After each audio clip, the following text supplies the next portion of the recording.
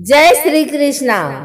आइए सुनते हैं सुख सागर के 6वें स्कंद का 13वां अध्याय।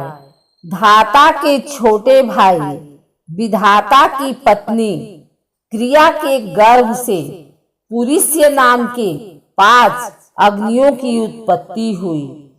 वरुण की पत्नी चरछरी के गर्भ से भृगु जी ने पुनः जन्म ग्रहण किया। इससे पहले भृगु जी ने ब्रह्मा के पुत्र के रूप में जन्म लिया था। महायोगी वाल्मीकि जी वरुण के पुत्र थे। उर्वशी को देखकर मित्र और वरुण दोनों का वीर्य स्खलित हो गया था। उन दोनों ने अपने वीर्य को घड़ों में रख दिया था। उस वीर्य से अगस्त्य और वशिष्ठ मुनियों के जन्म हुए। मित्र की पत्नी रेवती थी। उनके उत्सर्ग अरिष्ट और पिप्पल पुत्र हुए। देवराज इंद्र की पत्नी का नाम पुलोमंदिनी सची था। उनके जयंत, ऋषभ और मीढ़वान 3 पुत्र उत्पन्न हुए। अदिति के गर्भ से स्वयं भगवान श्री हरि ही योग माया से वामन के रूप में अवतीर्ण हुए थे। उनकी पत्नी का नाम कीर्ति था। उससे बृहत्श्लोक नामक पुत्र उत्पन्न हुआ। उसके सौभाग्य आदि कई संतानें उत्पन्न हुई। कश्यप जी की दूसरी पत्नी दीति से दैत्य और दानव हिरण्यकश्यपु और हिरण्याक्ष पुत्र उत्पन्न हुए। हिरण्यकश्यपु की पत्नी का नाम कयाधु था। कयाधु को साहर, अनुहार, हार्द और प्रहलाद नामक 4 पुत्र उत्पन्न हुए। सिंहिका नाम की एक पुत्री उत्पन्न हुई। सिंहिका का विवाह विप्रचित नामक दानव से हुआ था। उससे राहु नाम का पुत्र हुआ, जिसका सिर अमृत पान के समय मोहिनी रूपधारी भगवान श्री हरि ने अपने चक्र से काट दिया था।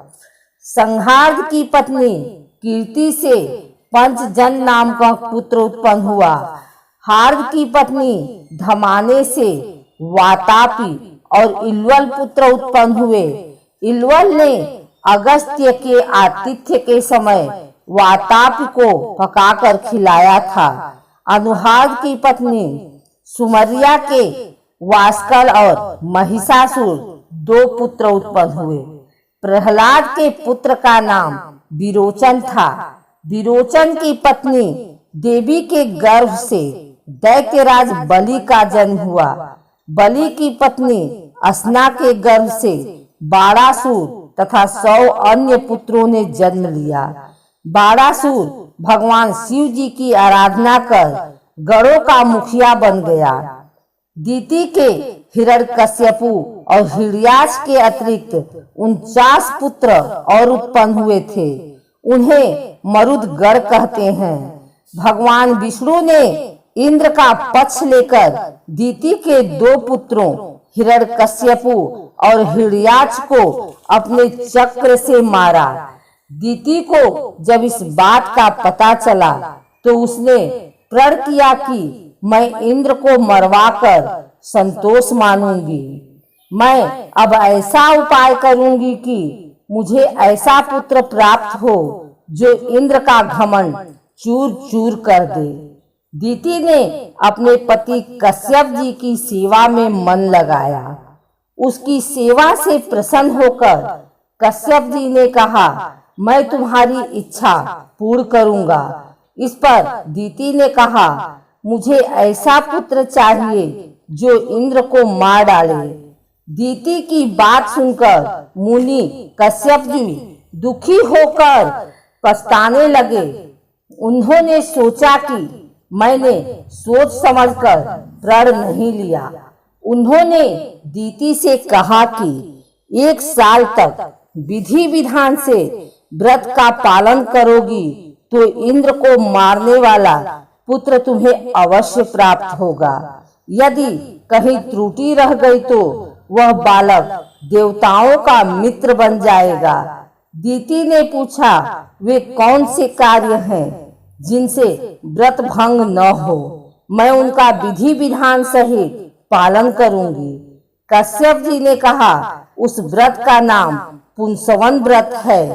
पुंसवन व्रत को करने की विधि इस प्रकार है।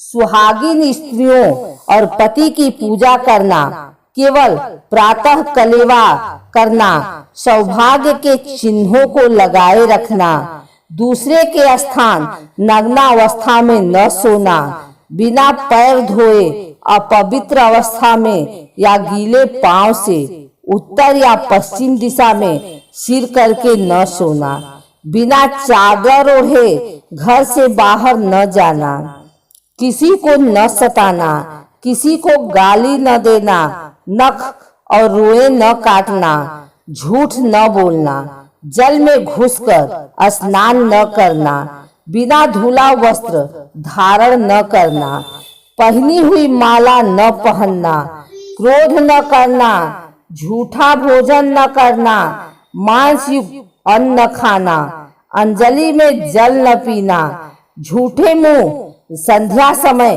बाल खोले हुए बिना श्रृंगार किए बाहर न जाना।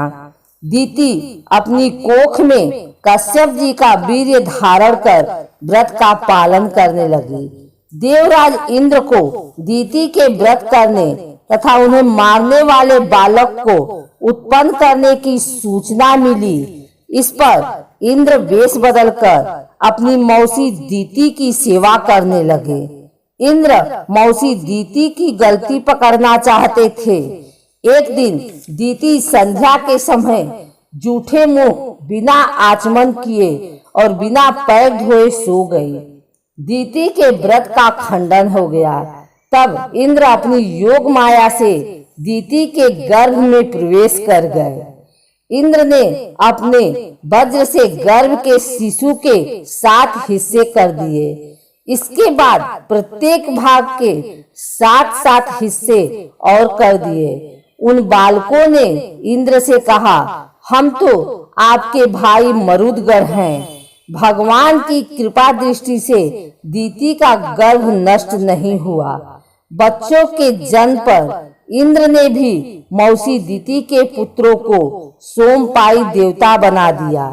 दीति इंद्र पर बहुत प्रसन्न हुई। ये सब बालक मरुदगढ़ कहलाए। इस प्रकार 49 मरुदगढ़ों का जन्म बड़ा मंगलमय हुआ।